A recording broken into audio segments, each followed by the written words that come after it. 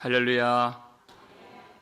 반갑습니다. 오늘 이 밤에 오늘 우리에게 주신 말씀 제목처럼 오직 주의 사랑에 매인바 되도록 성령으로 우리를 묶어주시고 주의 길로 인도해 주시는 우리 하나님의 인도하심을 다 받아 누리시기를 주의 이름으로 축원합니다.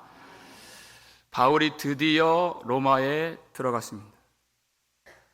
바울이 로마에 간 것은 그의 뜻대로 간 것이 아니라 하나님의 뜻대로 그가 들어가게 된 것입니다.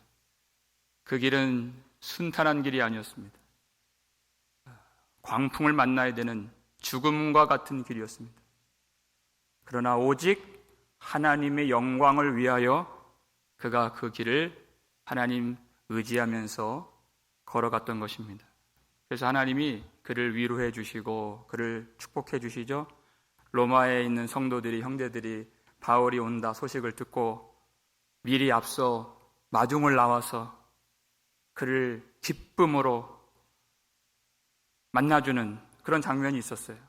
그 만났던 장소들이 보니까 로마의 개선 장군들이 승리하고 돌아와서 백성들의 축하를 받던 그곳에서 로마 교회 성도들이 하나님 나라의 승전보인 이 복음을 품고 승리하며 돌아온 이곳까지 온 바울을 기쁨으로 맞이하고 그 승리를 축하해주고 또 위로해 주었습니다. 그러니까 바울이 그들을 보고 15절 보니까 하나님께 감사하고 담대한 마음을 얻으니라 이렇게 되어 있어요. 여러분, 하나님께 감사하고 그랬습니다. 성도들을 봤는데 그들을 보고 하나님께 감사하고 이렇게 되어 있어요. 여러분, 이 로마라고 하는 이 험한 세상에서 하나님의 백성을 본다는 것, 나의 형제를 만난다는 것, 얼마나 감사한 일입니까? 요즘 어떤 기독교에 대한 소식을 들으면 온통 그렇게 기독교를 비난하고 또 꾸짖고 그런 이야기들이 많이 있어요. 그래서 어떨 때는 다 맞는 말일 수 있겠지만 피로감을 느낄 때가 있습니다. 우리가 변화되어야 할 부분은 반드시 개혁되고 변화되어야 하겠지만 근본적인 감사를 우리가 놓쳐서는 안 됩니다. 하나님이 교회를 세워주셨다는 것입니다. 교회를 세워주신 분이 하나님이시다 하는 것이에요.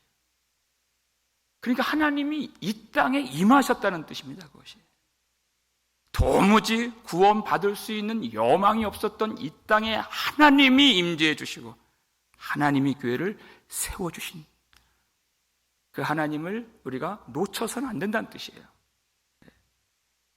그러니까 교회가 이 균형을 잘 이루어야 된다는 것입니다. 바울도 인간이기 때문에 우리도 마찬가지로 그 마음에 낙심이 올 때가 있습니다. 죄수의 신분으로 이 험한 땅에서 내가 어떻게 복음을 전하고 언제 그 뜻이 이루어질까?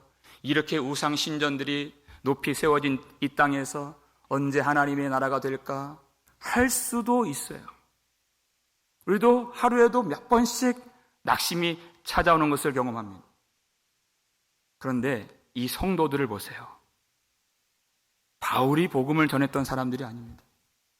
내가 이 땅에 복음을 가지고 오기도 전에, 내가 이 땅을 밟기도 전에 하나님이 먼저 오셔서 성령으로 역사해 주신 증거가 바로 이 성도들이에요.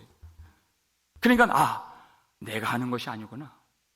하나님이 이미 하고 계셨고 그리고 지금도 일하고 계시고 그 일을 완성하실 분은 내가 아니라 하나님이시구나. 그 일을 시작하신 하나님께서 그리스도 예수의 날까지 이루실 줄을 확신하노라 그랬어요. 그 믿음을 갖게 된 것입니다. 그 확신이 오게 된 것이 성도들을 보고서, 이 성도들이 하나님이 이 땅에 하나님의 나라를 세워주실 승리의 증거들이기 때문에 그가 담대한 마음을 갖게 된 것이에요. 여러분, 우리가 이 말씀을 시작하는 이 시점에서, 이 지점에서 우리가 교회가 있음에 감사하는 마음이 되었으면 좋겠습니다. 우리 믿음을 나눌 수 있는 동기들이 있고 친구들이 있고 교우들이 있음에 하나님께 감사하실 수 있기를 바랍니다. 하나님의 승리의 증거들이 바로 우리 성도들이기 때문에, 두세 사람이 내 이름으로 모인 곳에는 나도 그들 중에 있느니라 그랬어요. 주님이 여기 계신다는 것입니다. 주님이 여기 계신다. 그러면 된 거죠. 무슨 문제가 있겠습니까? 주님이 여기 계십니다. 그러니까 내가 어떤 형편으로 가든지 어떤 신분으로 가든지 그건 중요하지 않아요. 주님이 지금 여기 계신다는 것이에요. 근데 바울이 지금 여전히 죄수의 신분으로 들어가잖아요. 상관없어요. 하나님 먼저 가셨고 하나님 함께 하시고 하나님 그것을 이루실 것이기 때문에. 16절을 보실까요? 읽겠습니다. 우리가 로마에 들어가니 바울에게는 자기를 지키는 한 군인과 함께 따로 있게 허락하더라. 아멘. 우리가 로마에 들어가니, 정말 역사적인 순간이에요. 아주 오래전부터 하나님이 로마에 들어가리라, 나의 일을 증언하여야 하리라. 그러니까 로마에 하나님이 오게 하신 뜻이 무엇입니까? 내 일을 증언하리라, 그것이에요. 증언하는, 복음을 전하는 것이에요. 여러분, 하나님의 일에 충성하는 자에게는 하나님이 그 일을 할 수 있는 환경을 열어주십니다. 그러니까 바울이 이제까지 오는 동안에는 다른 죄수들과 함께 한 배를 타고 왔어요. 그런데 여기서는 바울만 따로 떼어서, 한 군인이 바울을 지키는데 따로 떼어서 사적인 공간에서 가택연금 상태로 생활하도록 허락했다는 뜻입니다. 바울만 떼어서. 그러니까 어디 다닐 수는 없지만 손님들을 마음대로 초청해서 복음을 전할 수 있는 환경은 이미 열리게 된 것이에요. 여러분, 주의 일에 순종하고자 하면 주님께서 그 길을 열어주십니다. 바울은 길을 열어달라고 기도하지 않았어요. 왜냐하면 하나님이 이미 바울에게 길을 주셨기 때문입니다. 그 길은 예수 그리스도이십니다. 어떤 환경의 길을 열어달라고 기도하지 않았어요.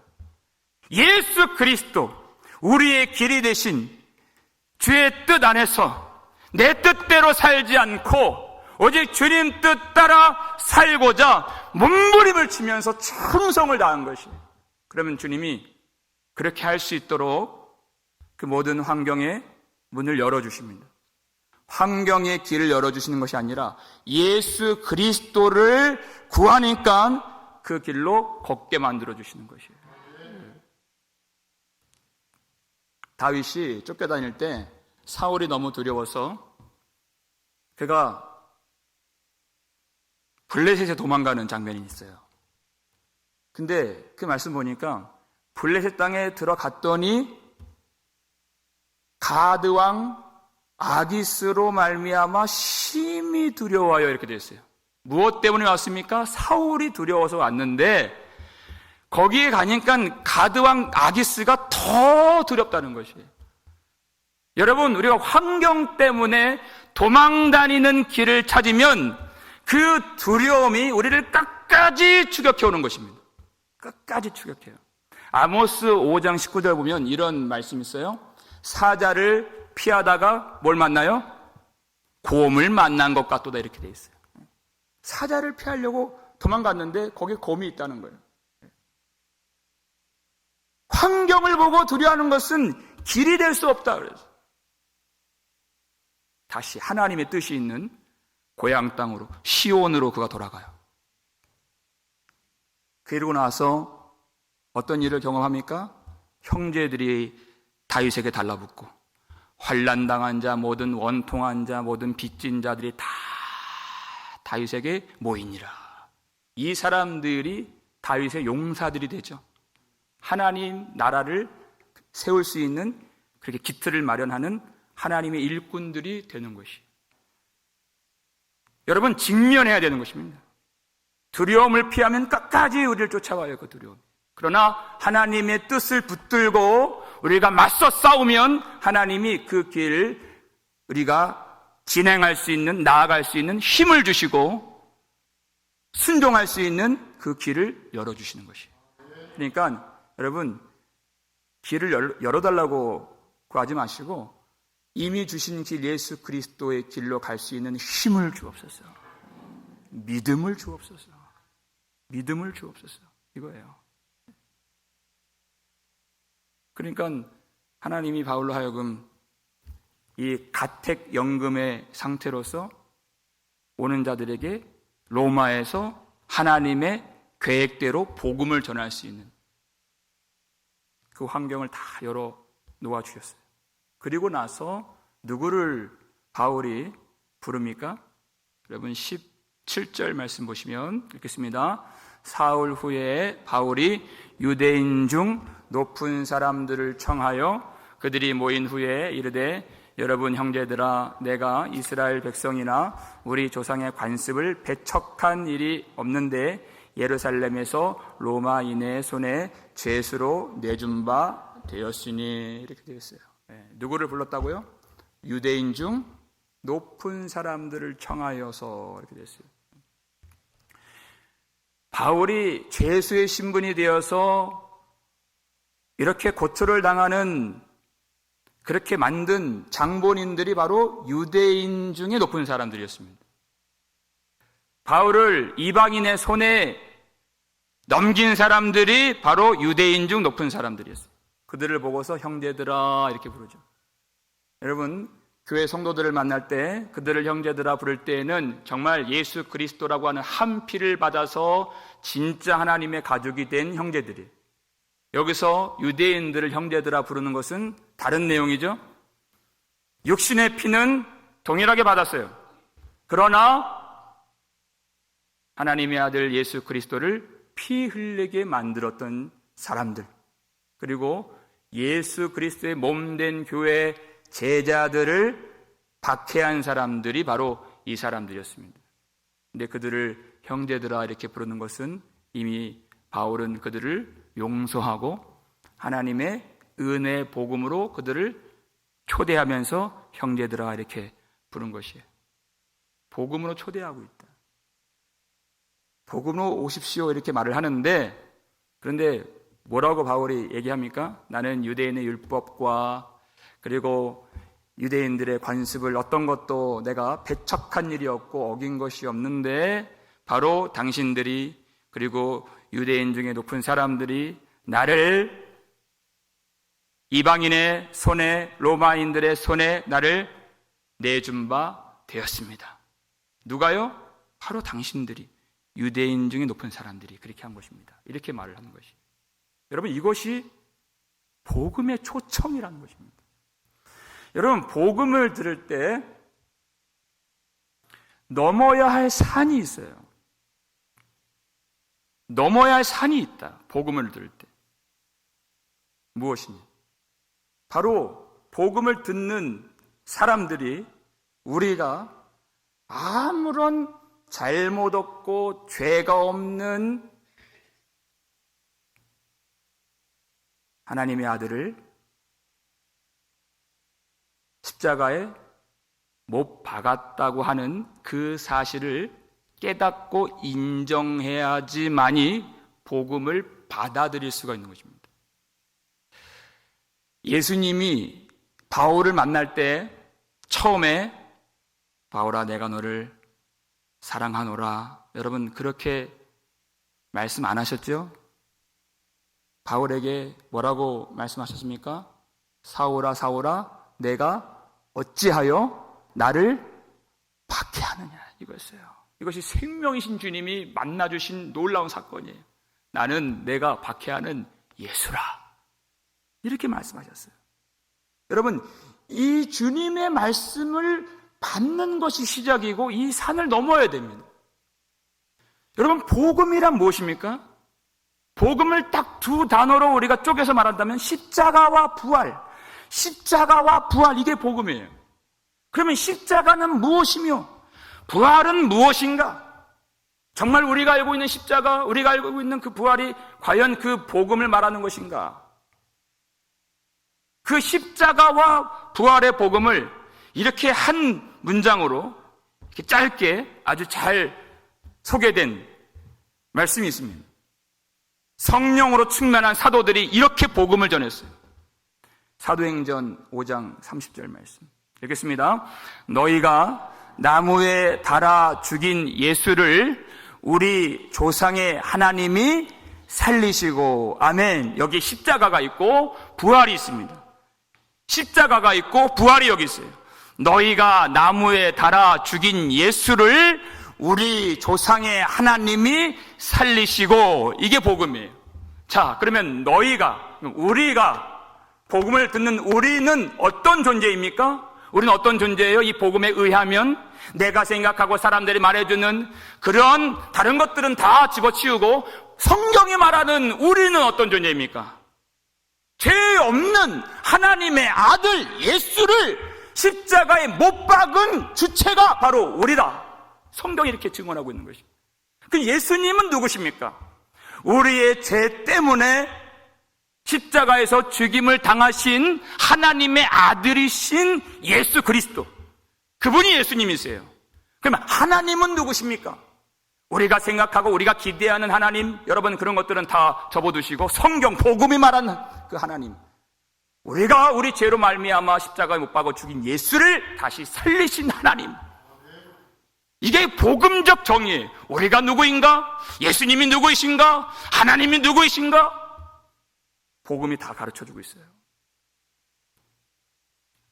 하나님이 우리가 죽인 예수를 다시 살리셨다. 그러니까 여러분, 부활을 믿는다, 아주 초보적인 차원에서는 예수님이 다시 살아나셨다, 우리는 그걸 믿는다, 아주 그건 초보적인, 아주 초보적인, 더 나아가서 정말 예수 그리스도의 부활을 믿는다는 것이 무엇인가, 그 내용이 무엇인가, 하나님이 부활을 통해서 무엇을 드러내셨는가? 예수 그리스도의 의로우심이죠. 아무런 죽임을 당할 만한 죄가 없으신 예수님이시다라는 사실이 부활을 통해서 확실히 명명백백하게 예수 그리스도의 의로우심이 드러났어요. 자, 동시에 또 무엇이 드러났습니까?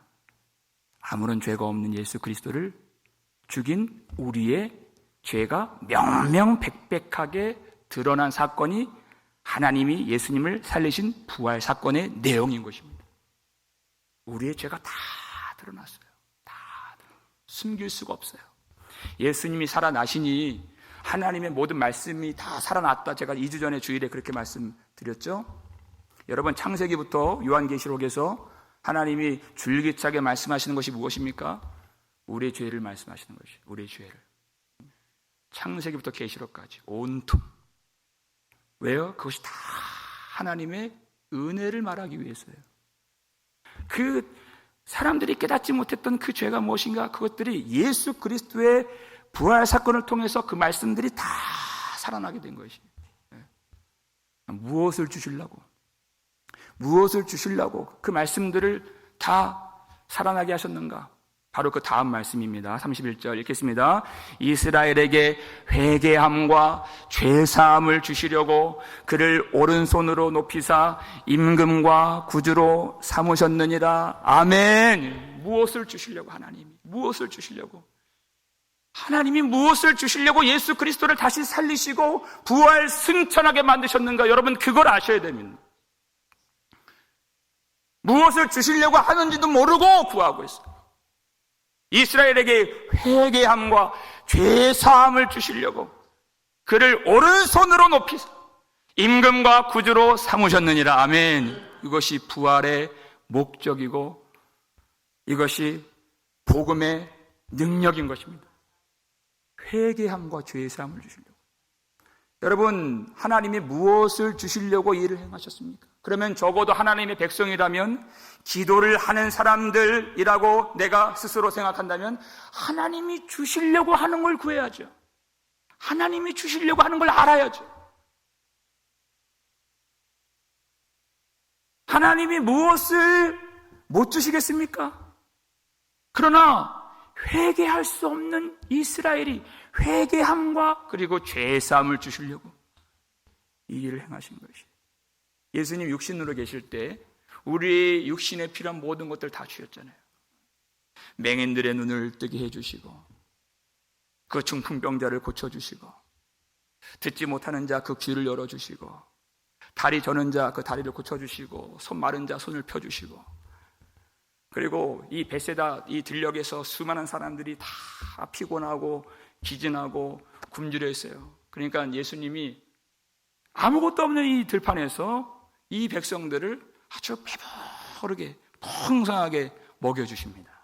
그러니까 이 사람들이 이 메시아가 왔다, 이 예수를 우리의 왕으로 삼아야 되겠다. 사람들이 다 예수를 쫓아가요. 그런데 예수님이 그들을 거절하시죠? 따로 떨어져서 산으로 올라가신다. 이들을 버리시고 올라가서. 왜? 이게 길이 아니에요. 그들이 생각하는 왕, 그들이 생각하는 임금, 그건 하나님이 원하시는 뜻이 아니에요. 먹을 것 주는 임금이 아니에요. 이 병든 다리 고쳐주는 임금이 아니에요. 그 전에 육신의 눈 열어주는 그런 임금이 아니에요.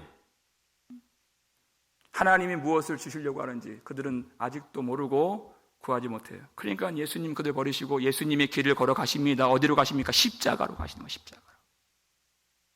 정말 하나님이 주시려고 하는 그것을 주시기 위하여서. 무엇입니까? 성령을 주시기 위해서.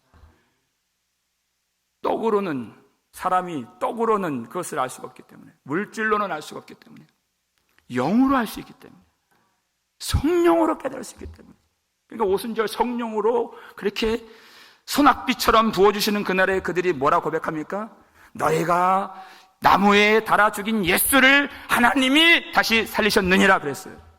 그러니까 예수님의 의로우심이 나타나고, 죄 없는 예수님을 죽인 자기들의 죄가 명명백백하게 드러났어요. 그러니까 뭐가 터져나와요? 형제들아, 우리가 어찌할꼬 이게 터져나오는 거예요.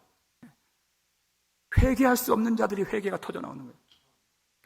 그리고 나니까 죄사함의 은혜가 임하게 되는 것입니다. 그래야 죄사함의 은혜가 임하게 되는 것입니다.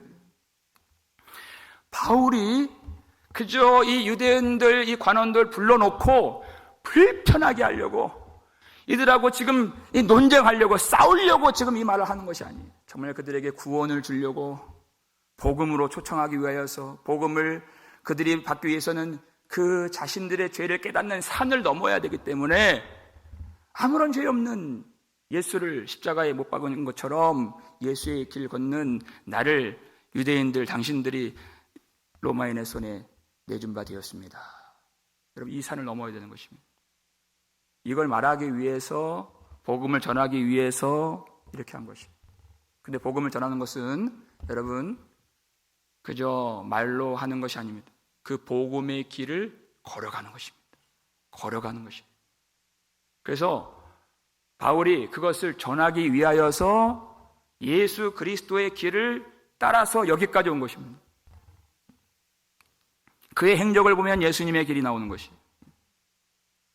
마치 예수님의 그림자처럼 작은 예수가 되어서 주님의 길을 따라가는 바울의 모습. 18절을 보실까요? 읽겠습니다. 로마인은 나를 신문하여 죽일 제목이 없으므로 석방하려 하였으나. 아멘. 로마인들 이 여기까지 오는 동안에 천부장도 바울이 죄가 없다는 것을 선포했어요. 그리고 그 탐욕스러운 벨릭스 총독 기억나시죠? 탐욕스러운 그 사람 눈에도 바울이 죄가 없었어요. 그래서 선포했습니다. 그리고 유대인들 이제 신임 총독이 돼가지고 유대인들 그 눈치만 살폈던 베스토 총독 기억나시죠? 그도 그가 보기에, 그가 참 유대인들이 두려웠는데 그가 보기에도 바울이 죄가 없어서 바울을 석방시켜 주려고 그렇게 했습니다. 마치 예수님과 아무런 상관이 없는 빌라도가, 그가 보기에도 예수님이 아무런 죄가 없어서 무려 3번이나 예수님의 무죄하심을 선언했던 것처럼. 그런데 그때 유대인들이 아주 극성스럽게 소리를 질러요. 만약 그렇게 하면 당신은 가이사의 충신이 아니니이다 이러면서 십자가에 못 박으셔서, 십자가에 못 박으셔서. 유대인들이 아주 심하게, 아주 극렬하게 반대를 하죠. 극렬하게 반대를 해요.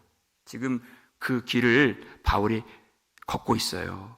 19절 보세요. 누가 반대합니까? 19절 말씀 읽겠습니다. 유대인들이 반대하기로 내가 마지못하여 가이사에게 상소함이요 내 민족을 고발하려는 것이 아니니라. 아멘. 유대인들이 심하게 반대했죠. 사람들은, 로마 법은, 로마의 통치자들은 그들이 볼 때에도 뭐 바울을 뭐 아는 사람도 아니고 어떤 상관이 없습니다. 그러나 로마 법은 바울을 놓아주려고, 풀어주려고 했어요. 근데 같은 동족인, 자기 백성인 유대인들은 율법을 가지고, 율법을 곡해하고 비틀어서, 율법을 악용해서 자기 동족 바울을 죽이려고 율법으로 바울을 올가맨 것입니다. 그래서 여기까지 왔어요. 그런데 바울이 지금 이 말을 하는 궁극적인 목적과 의도는 뭐라고 얘기합니까? 내 민족을 고발하려는 것이 아니니라 이렇게 되어 있어요. 내 민족을 고발하려는 것이 아니니라. 바울이 지금 유대인들의 이 죄를 언급하고 깨닫게 하는 것은 그저 고발하고 정죄하고 죽이려고, 이기려고, 누르려고 하는 것이 아니에요. 복음을 받을 때 반드시 그것을 넘어야 되기 때문에, 반드시 그 과정이 필요하기 때문에, 반드시.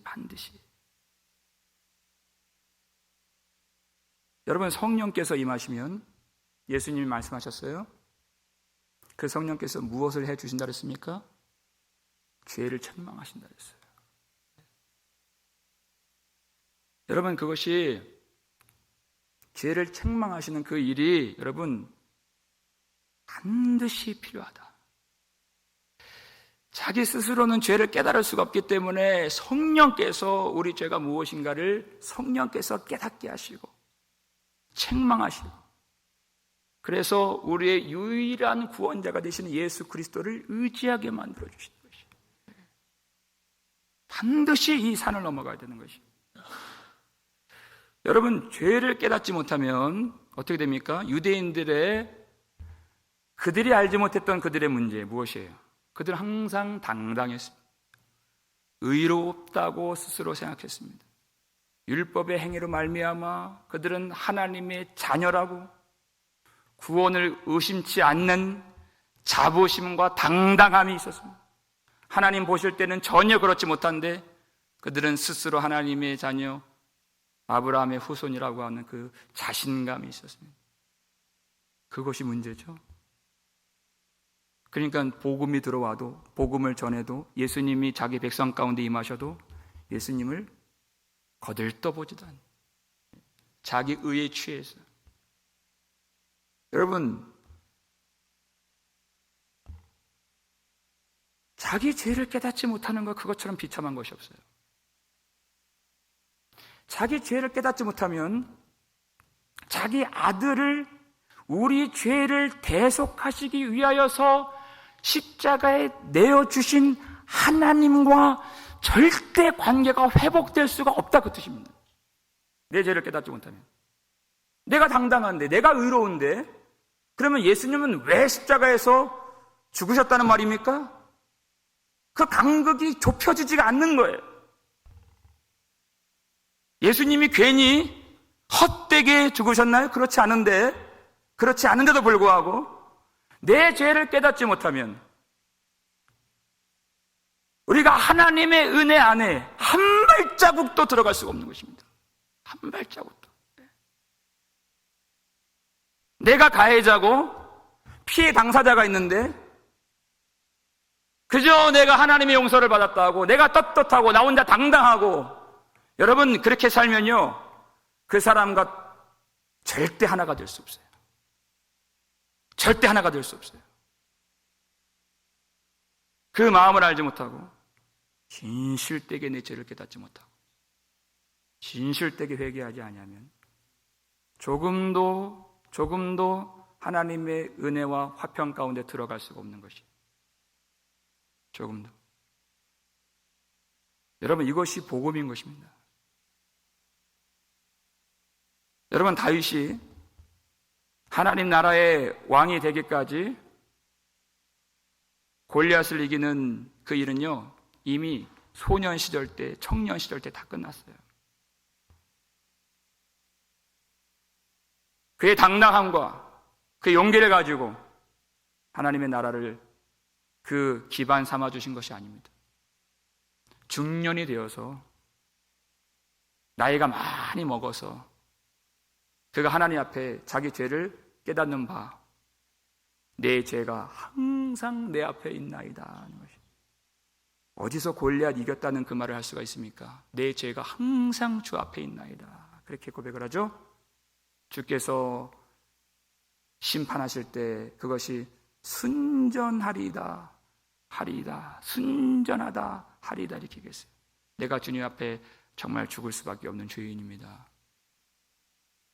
이 고백을 해야 정말 죄 사함의 은혜, 하나님의 용서하심의 은혜, 하나님과 화목함의 은혜, 하나님과의 화평함의 은혜 속에 들어갈 수가 있는 것이에요. 이거를 알지 못하면 여러분 절대 하나님의 은혜를 알 수가 없는 것입니다. 하나님과의 그 화평한 그 관계 속에 들어갈 수가 없는 것이에요. 바울이 유대인들의 그런 잘못들을 깨닫게 만든 것은 그것이 결코 궁극적인 종착지가 아니라는 것입니다. 더 나아가서 회개함과 죄사함을 주시려고. 그 길밖에 없어요. 회개함이 없는데 어떻게 죄사함을 누리고, 죄사함이 없는데 어떻게 하나님과 화평을 누리겠습니까? 다른 길이 없어요. 그러니까 분명히 이 말을 들으면 사람들이, 믿는 사람도 있을 거고 믿지 않는 사람도 있을 거고 나를 더 미워하는 사람이 있을 거고 더 나를 공격하는 사람이 있을 수 있는데 다른 길이 없어요. 하나님의 뜻이 로마에 그냥 뭐 구경 왔나요? 내 일을, 복음을 증언하여야 하리라 하셨기 때문에. 이 땅에 왜 왔습니까? 복음 전하러 온 것입니다. 그래서 이 말을 하지 않을 수가 없는 것입니다. 그 길만이 하나님께로 갈 수 있는 유일한 길이기 때문에. 그래서 바울이 이렇게 얘기를 하죠. 20절 말씀에 읽겠습니다. 이러므로 너희를 보고 함께 이야기하려고 청하였으니 이스라엘의 소망으로 말미암아 내가 이 쇠사슬에 매인 바 되었노라. 아멘. 이렇게 되어 있어요. 이스라엘의 소망으로 말미암아 내가 이 쇠사슬에 매인 바 되었노라.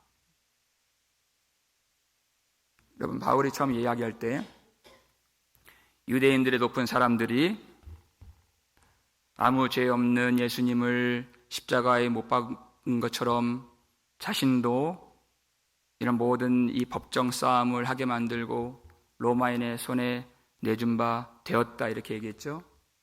그렇게 이야기한 것은 그들을 고소하고 정죄하고 그들을 그저 꾸짖고 이기려고 한 것이 아니다 그랬어요. 궁극적인 목적이 무엇이냐? 그들에게 구원의 은혜를 전하기 위해서.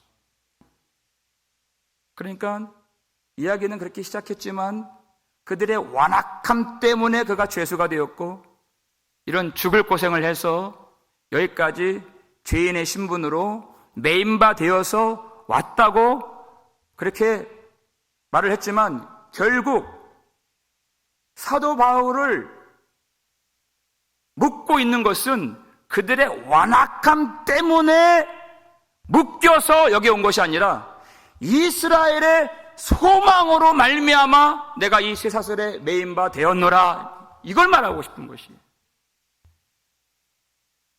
당신들의 완악함 때문에 내가 이렇게 되었습니다 하는 그런 억울함이 남아있지 않아요. 앙금이 남아있지 않아요.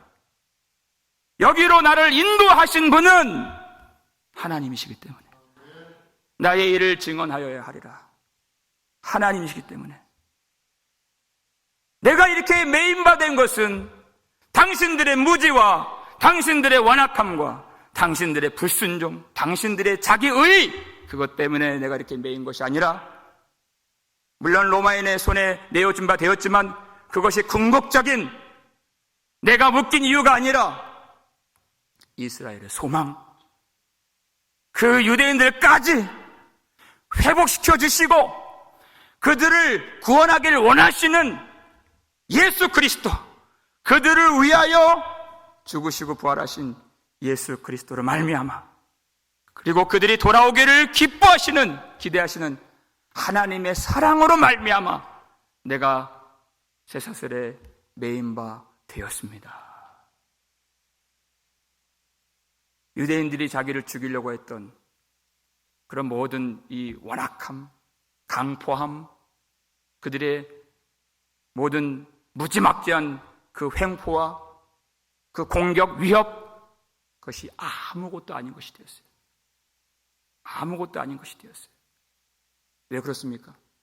바울 자신이 하나님의 용서하심을 받았기 때문입니다.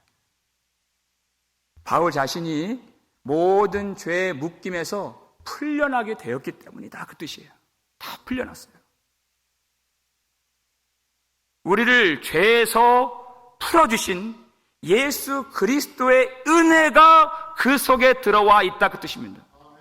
아무런 이제 죄악에 묶여 있지 않는 상태, 하나님의 사랑이신 예수님이 그 바울 속에 들어와 주셨다는 것입니다.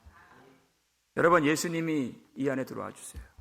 그러면 이 세상을 주님이 만드셨는데 이 세상 사람들이 알지 못하고 비난하고 욕하고 모함하고 그렇게 위협하고 죽이려고 하는 것들이 보일까요? 아니면 그보다 더 크신 주님이 보일까요? 아무것도 아닌 것이 되는 것입니다. 아무것도 보이지 않는 것입니다.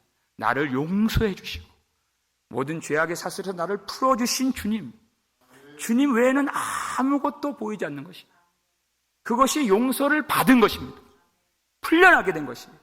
세상에서 풀려나고 죄악에서 풀려나고 죽음의 권세에서 풀려나게 된 것이 용서를 받았다는 것이에요. 내가.